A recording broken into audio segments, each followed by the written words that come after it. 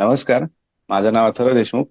लेखक कमलाकर सादले सर यांची आपण त्यांच्या सृष्टीधर्म या पुस्तकावर मुलाखत घेत होतो आणि हा मुलाखतीचा दुसरा भाग आहे. सर, थँक्यू, तुम्ही जॉईन झालात. आणि सर, पुढचा प्रश्न असा आहे की तुम्ही पुस्तकात स्पर्धा जी आधुनिक जगात सर्वच क्षेत्रात महत्वाची ठरत आहे याबद्दल लिहिले आहे. स्पर्धेतून सृजनाला म्हणजेच क्रिएटिव्हिटीला चेतना मिळते, मानवी प्रगती साधली जाते, अशी जी समजूत आहे ती चुकीची आहे असे तुम्ही पुस्तकात म्हटले आहे. तर याबद्दल सांगू शकाल का, आणि याऐवजी कुठली पर्याय व्यवस्था असावी असे तुम्हाला वाटते?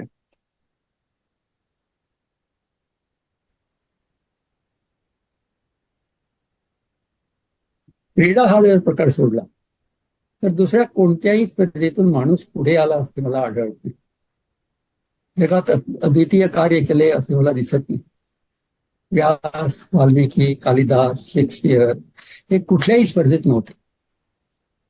स्पर्धेत आपला शिष्य पुढे राहावा या वृत्तीमुळे निष्पाप एकलव्याला मात्र एका अद्वितीय धनुर्धराला आपला अंगठा गमवावा लागला. कलेच्या क्षेत्रात मायकलँजेलो, लिओनार्डो विंची यांनी निर्मिलेल्या ज्या विश्वकलाकृती कुठल्याही स्पर्धेमुळे घडलेल्या नव्हत्या. विजय भटकर आणि मंडळींनी सुपर कम्प्युटर बनवला. तो अमेरिकेशी कोणाशी स्पर्धा करण्यासाठी नव्हे, तो भारताला त्याची गरज होती आणि अमेरिका अडवून दाखवित होती. म्हणून स्पर्धेतील यश हे कोणत्याही मूल्यांकावर असते, गुणात्मकतेवर नसते.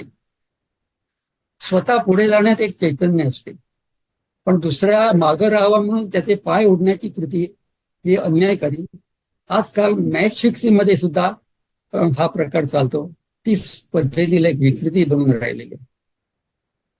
उच्च शिक्षणातून मोठ्या पगाराची नोकरी मिळते, मोठा दिमाग, त्यासाठी पालक आपल्या शिष्या पाल्याला स्पर्धात्मक परीक्षा सोडतात. थोड्याशा मार्काने संधी हुकली तर तो फार कोलमडून पडतो, काही वेळा आत्महत्याही करतो. अशा परिस्थितीत केवळ धावणे, पळणे, सर्वांच्या पुढे राहणे हे उद्दिष्ट नसावे. आपणासाठी, स्वजनासाठी काहीतरी दिव्य उद्दिष्ट साधावे अशी विशाल दृष्टी असावी. तू चाल पुढे, तुला रे गड्या भीती कशाची, परवाही कुणाची, असे प्रोत्साहन असावे. नशिला पदार्थ सेवन करून तात्पुरत्या आवेशातून निघलेली स्पर्धा ही कधीच टिकाऊ नसते. एखादा झोपडपट्टीतला एक अशिक्षित आई वडिलांचा मुलगा शाळांत परीक्षेत राज्यात पहिला येत असतो, तो स्वतेजाने कुणी ट्युशन नेऊन त्याला पुढे काढलेलं नसतं. सिंधुताई सपकाळ या स्वकीयांचा कडवा विरोध पत्करून पुढे आल्या, त्याला म्हणतात आत्मशक्ती. ती आत्मशक्ती जागवण्याची दीक्षा द्यावी, स्पर्धा करावी स्वतःशीच. आपण पाश्चात्य संपत्तीचे भौतिक सुखसोयीचे मुबलकता हे चांगल्या जीवनाचे माप मानतो. त्यातून पैशाला अनन्य साधन असे महत्व प्राप्त झाले. त्यातून जीडीपी वाढवणे ही जीडीपीची एक स्पर्धा झाली. जीडीपी हा प्रगतीचा मानदंड असा ठरलेला आहे. हे माप व्यापाऱ्यांना व राजकारण्यांना सोयीचे म्हणणे. भूतान या छोट्या हिमालयन देशाने हॅपीनेस इंडेक्स हा आपल्या देशाच्या प्रगतीचा निर्देशांक म्हणून जाहीर केले. जगात सर्व विचारवंतांनी त्यांचं कौतुक केले. युद्ध सज्जतेची स्पर्धा, अण्वस्त्रांची स्पर्धा आणि हे काय मानवी कल्याण साधणार. गेल्या महिन्यातच भारतात निवडणुकीच्या निमित्ताने जी राजकारणातली जी सत्ता स्पर्धा पाहिली ती अत्यंत घाणेरडी होती.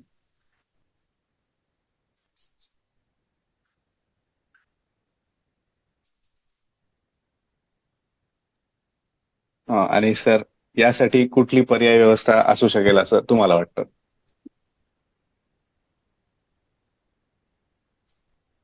पर्यायी व्यवस्था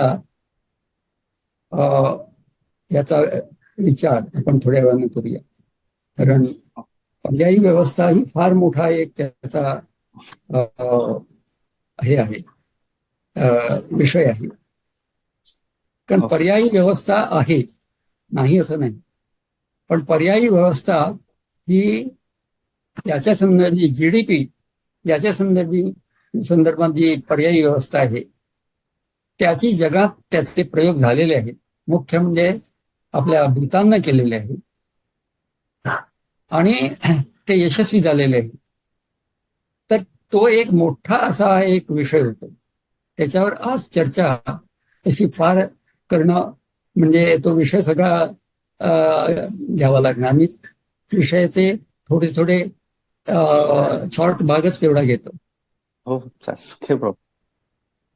आणि सर, त्याबद्दल तुम्ही आता थोडं बोललाच आधी, पण तरी खाजगी वाहनांबद्दल तुम्ही जे लिहिलंय की शहरी भागात मोठ्या प्रमाणावर खाजगी वाहनांचा वापर होत असतो, तुम्ही पुस्तकात खाजगी वाहनांवर नियंत्रण आणावे असे सुचवले आहे. त्यासाठी तुम्ही एक असा युक्तिवाद केला आहे: सध्याच्या नागरी व्यवस्थेत रस्ते, फ्लायओव्हर, पार्किंग यांवर जो खर्च होतो त्याचे विश्लेषण करून पाहिल्यास असे आढळून येईल की सामान्य माणसाकडून कर रूपाने गोळा केलेल्या पैशांपैकी खाजगी वाहने असलेल्या हा, व्यक्तींसाठी प्रमाणाबाहेर खर्च होतो. हो, हे बरोबर. आता तर काय झालंय सामाजिक समतेचा इथे बळी दिला जातो. तर काय झालेलं याबद्दल आहे सांगू शकाल का? इथे काय झालेलं आहे, तर हा बळी कसा दिला जातो. मी जवळजवळ 50 वर्ष बघतो मुंबईसारख्या मोठ्या शहरात. कार मालक गाडी ठेवण्यासाठी कुठल्या तरी सार्वजनिक रस्त्याच्या बाजूला ठेवायचा. आता नवीन फ्लॅट सिस्टीम मध्ये बेसमेंटला पार्किंग असते, हे वेगळे. परंतु बऱ्याच लोकांच्या आत सुद्धा गाडी कुठल्या तरी सार्वजनिक जागेवर असते. त्या गाडीची जर किंमत आपण पाहिली आणि ती त्या मोठ्या शहरातली जागेची किंमत पाहिली, तर त्या जागेची किंमत गाडीच्या किमतीपेक्षा सुद्धा जास्त असते. हा सार्वजनिक जागेचा वापर आणि सार्वजनिक पैशांचा वापर असाच ठरतो. हे फ्लायओव्हर वगैरे आताच आपण आपलं बोलणं झालं, हा आज शहराचा जो भाग व्यापला जातो त्या इन्फ्रास्ट्रक्चरसाठी तेवढा प्रचंड असतो की ती जमिनीचाच किंमत अतिशय मोठी असते. दुसरी गोष्ट, जी एकंदर यंत्रणा त्याच्यासाठी काम करते, जी सरकारी यंत्रणा काम करते, त्या यंत्रणेला पैसा कुठून मिळतो. कार मालकांचे कारचा जर टॅक्स पाहिला तर ते चिल्लरच असते. मग हा खर्च कोण करतो, हा एक विषय आहे. मागं नगरपालिकेने तासाला 60 रुपये लावण्याचं ठरवलं, तेव्हा बऱ्याच लोकांच्या भुवया उंचावल्या. वास्तविक हा दर मुळे महाग नव्हता. त्यासाठी मग नंतर असं आलं की कायदा करण्याचं ठरवलं की ज्याच्याकडे कार ठेवण्यासाठी कायदेशीर जागा नाही त्या कारची नोंदणी केली जाणार नाही. अशा अटी आल्याशिवाय उपसूट कारचा वापर थांबणार नाही. 3 वर्षापूर्वी सिंगापूर शासनानं जाहीर केले की शहराची वाहने धारण करण्याची क्षमताच संपलेली आहे.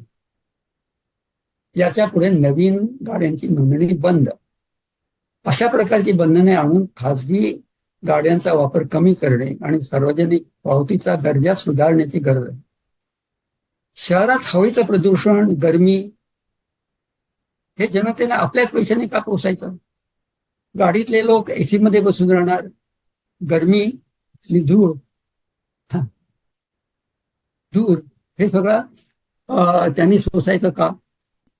आता जसं बोललो तसे शहर व्यापून राहिलेले रस्त्यांचे जाळे, flyover, traffic signal, traffic police, साऱ्या साधन सुविधेसाठी वापरला जाणारा भूभाग, बांधकाम, दुरुस्त्या खर्च, हा केवढा मोठा खर्च.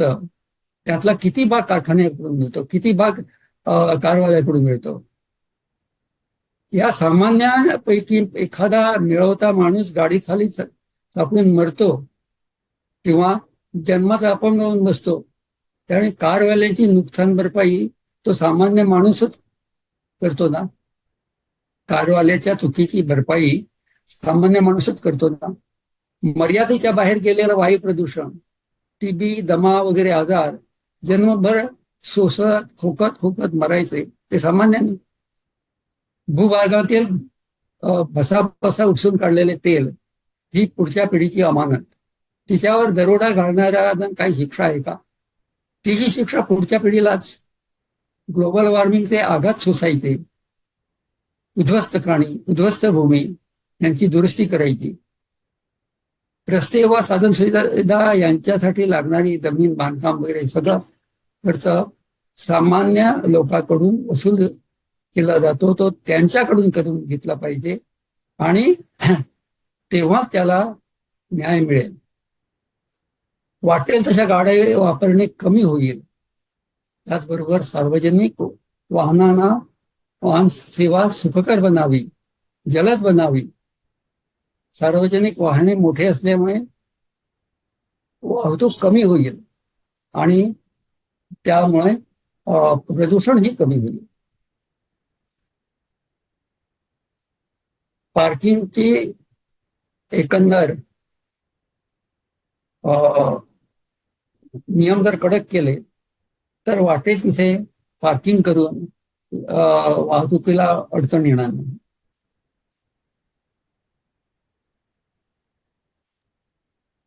नाही सर, तुम्ही पुस्तकात आधुनिक जीवनशैलीबद्दल अजून एक मत मांडले आहे. ते असे आहे: भारतातील श्रीमंत आणि मध्यम वर्ग युरोपीय अमेरिकन लोकांच्या जीवनशैलीचे अनुकरण करू पाहत आहे. जीवनशैलीचे अमेरिकी मॉडेल भारताला घातक आहे. आपण प्रगतीचे स्वतःचे नवे आकृतीबंध आणि जीवनशैलीची नवे मानके ठरवणे गरजेचे आहे. तर याबद्दल विस्ताराने सांगू शकाल का? आणि भारताने प्रगतीचे कुठले निकष ठरवावेत असे तुम्हाला वाटते? अमेरिकेची जीवनशैली अशी आहे की तेथील नागरिक सामान्यपणे आपल्या नागरिकाच्या चौपट संसाधने वापरतो. भारताचे भूक्षेत्र 3.3 दशलक्ष चौरस किलोमीटर आहे. अमेरिकेचे 9.6 चौरस किलोमीटर आहे. 9.6 दशलक्ष म्हणजे आपल्या तिप्पट आहे. अमेरिकेची लोकसंख्या 11 कोटी तर भारताची 140 कोटी, अमेरिकेच्या 12 पट. अमेरिकेप्रमाणे भारतासाठी भूसंपादन करायचे झाल्यास साधारणपणे भारताच्या 36 पट भूमी लागणार. ते शक्य नाही, म्हणून भारताला वेगळ्या विकास नीतीची गरज आहे. आजच्या अमेरिकी लोकांचे पूर्वज युरोपमधून अमेरिकेत गेल्यापासून तिथे लुटण्याच्या भूमिकेत वावरत आहे. आपल्या संस्कृतीत आपण भूमीला पूजनीय मानतो. गेल्या दशकातील 40, 50 व 60 ही दशके आपली अन्नान्न दिशा पाहिली आहे. आज लोकसंख्या दुप्पट झाली तरी आपण अन्नाच्या बाबतीत स्वयंपूर्ण नवे, निर्यातक्षमही झालो. हीच भूमी, तेच लोक. आमच्यात लोटारी वृत्तीचे, अमेरिकन नीतीचे ऐदी लोक निर्माण झालेले आहेतच. त्यांना बाजूला ठेवून सृष्टीच्या सहाय्याने आपण देशाला संपन्नता आणू शकतो. अमेरिकेच्या दक्षिण टोकापासून 200 किलोमीटरवर क्युबा हा छोटासा देश 1989 मध्ये आर्थिक, राजकीय, व्यापारी आणि या सर्व बाबतीत परावलंबी झाला आणि महत्वाच्या अन्नधान्यासह टंचाईग्रस्त बनला. त्यांच्यावर अमेरिकेची ते कडक निर्बंध आले, परंतु त्यातून केवळ आत्मशक्तीच्या बळावर व सृष्टीच्या सहाय्याने एका दशकात तो सुस्थिर बनला आणि एक अनुकरणीय असा आकृतीबंध बनला.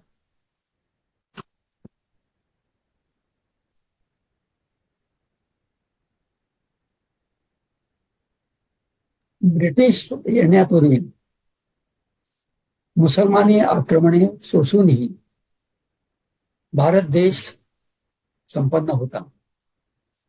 त्याची शाश्वत अशी जीवनशैली ही एक नीती होती. ती म्हणजे स्थानिक स्तरावरील स्वयंपूर्णता. प्रत्येक गाव आत्मनिर्भर होता. गावातील संसाधने जपून वापर केला जात होता. दुसरे संसाधन जपले जाते ते म्हणजे मानवी क्षमतेचे, कौशल्यांचे आणि कलांचे. सध्या पाण्यासाठी त्या मूलभूत गरजांची सुद्धा सरकारी सोयी लागतात. नळ, धरणे, कालवे, पंपासाठी वीज पुरवठा यावर गावाचे लोक सुद्धा अवलंबित असतात. त्यामुळं नळावरील बायकांच्या भांडणापासून नद्यावरील पाण्याच्या पर्यंत राज्यामध्ये भांडण चालत होते. आज शहरासारख्या परजीवी व्यवस्थापनात सर्वजण पाण्यासारख्या मूलभूत गरजांची सुद्धा स्वतः पूर्तता करू शकत नाही. त्यातून हळूहळू स्वावलंबन कसे मिळवता येईल यावर पुस्तकात चिंतन आहे. देश म्हणून सार्वजनिक मानवी जीवनाची सुस्थिती, तिचे मूल्यमापन, तुलनात्मक मूल्यांकन करण्यासाठी निर्देशांक म्हणून भूतानने या छोट्या देशाने जे काय केलेलं आहे त्याची चर्चा आपण पुस्तकात केलेली आहे.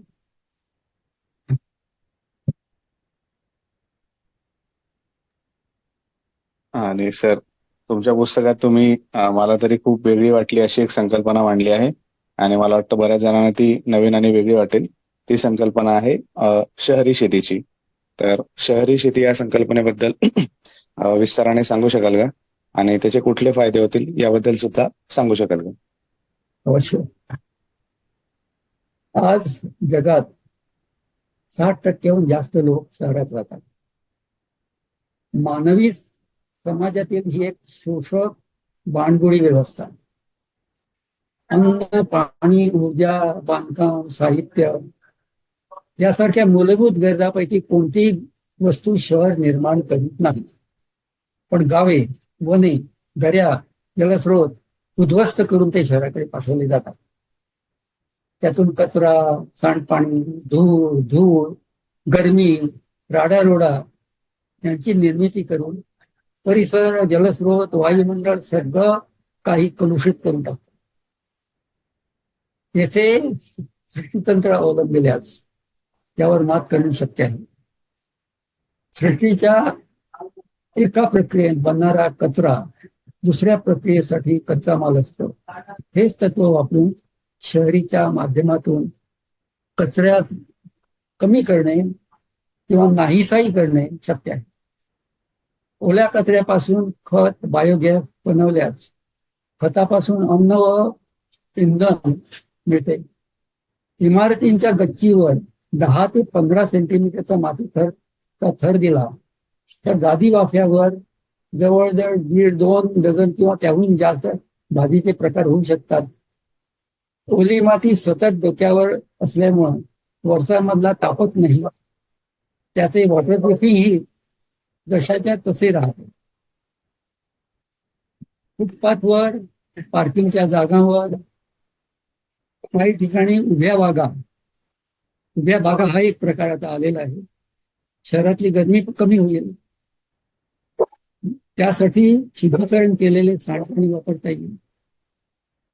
जेवढी झाडे, भाजीचे मळे वाढतील तेवढा हवेतील कर्बवायू शोषून घेतला जाईल. ऑक्सिजन वाढेल, हवेतला धुराळा पकडतील, आसमानातील ध्वनी प्रदूषण शोषून घेतले जाईल. आज हा प्रयोग गेल्या शतकाच्या शेवटी क्युबा या देशाने केला.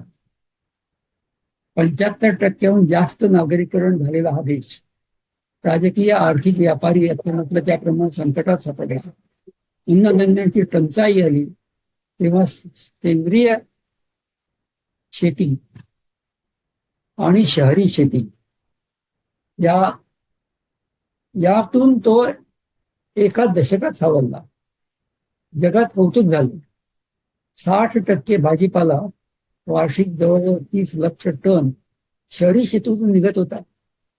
सांडपाण्याचे शुद्धीकरण केल्यास 100% शहरातच विविध उपयोगासाठी वापरणे शक्य आहे. तेथील फुकट जाणाऱ्या घटकापासून ऊर्जा, उदाहरणार्थ सूर्यकिरण, मिथेन वायू हे शक्य आहे. शुद्ध केलेलं जे पाणी असते एसटीपी मधून, ते त्याच्यापासून ते वश करणे, धुण्यासाठी, औद्योगिक वापर, शिंपण्यासाठी असं वापरून त्याची गटर बनणार नाही. बागामध्ये तलाव बनवून मत्स्यशेती, कुक्कुटपालन, बदके, ससे, मशरूम असे अनेक प्रकार शक्य आहेत. रस्त्यांच्या दोन्ही बाजूला फलवृक्ष लावले तर वृक्षांच्या पर्णविस्ताराने रस्ता 70 ते 75% वापरला जातो. म्हणजे खालून वाहतूक चालू असताना आपण रस्त्यावर 70 ते 75% शेती करतो. छपराचे पाणी पावसाचे तळघरात साठवणे, जुन्या इमारती मोडल्यावर बांधकामातला कचरा, ह्या कचऱ्यातला बराचसा भाग पुनर्वापर करणे शक्य आहे. हे सगळं केल्यावर शहराचा जो बाणगुळीपणा आहे तो काढून घेऊन पुनर्निर्मिती घडवून आणणे शक्य आहे. पावसाच्या पाण्याने गटारे, नाले तुंबणे, रस्त्यांचे ओढे बनणे, हे शहरी पुलांचे प्रकार हल्ली बरेच वाढलेले आहेत. पावसाचे पाणी जमिनीत जिरतेल अशी फरसबंदी जर केली तर ते बऱ्याच प्रमाणात थांबेल. भूजलाचा साठा वाढेल.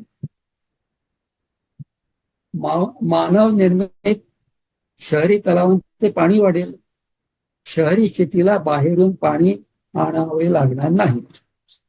इथपर्यंत शहरी शेती शक्य आहे. त्याचे प्रयोग जगात झालेले आहेत, होत आहेत.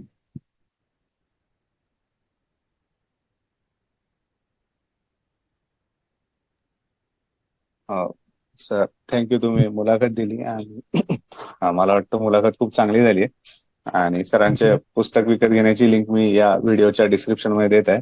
ज्यांना इंटरेस्ट असेल ते चेक करू शकता. Thank you sir. थँक्यू.